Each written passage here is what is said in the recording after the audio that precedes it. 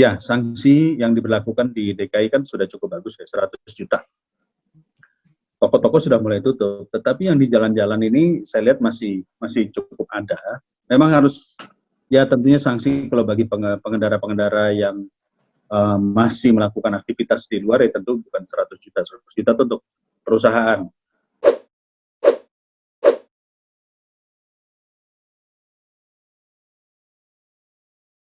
Saat ini yang paling penting adalah bagaimana menghentikan ketakutan-ketakutan dan mengganti kegiatan di rumah saja menjadi sesuatu yang menarik dan kreatif.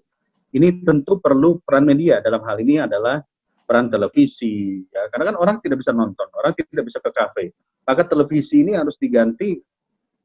Kalau saya katakan sekarang ini kan formatnya masih sama ya, masih program-program yang rutin. Ini harus diganti dengan program-program yang atraktif, kreatif, dan interaktif.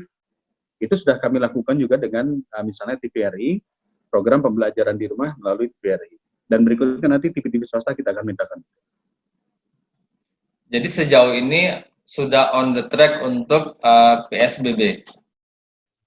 Ya, alhamdulillah sudah on the track.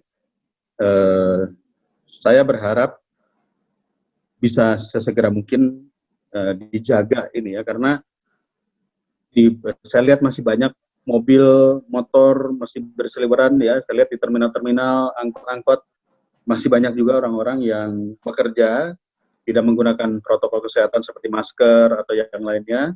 Nah, ini tentu perlu ada ketegasan dari pemerintah. Jadi menurut saya bukan himbauan, tapi lebih kepada instruksi. Kalau begitu harus ada sanksi supaya masyarakat mematuhi. Ya, sanksi yang diberlakukan di DKI kan sudah cukup bagus ya, 100 juta. Toko-toko sudah mulai tutup, tetapi yang di jalan-jalan ini saya lihat masih cukup ada.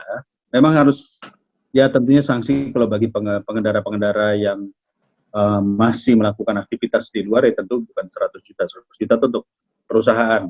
Tetapi harus jelas sanksinya ini bukan sekedar uang, tapi sanksinya harus jelas ya. Saat itu juga harus ada sanksi lah.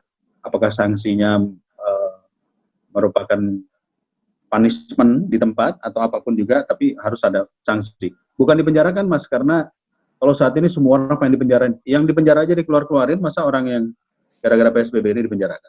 Jadi sanksinya harus sanksi on the spot, ya harus tepat gitu.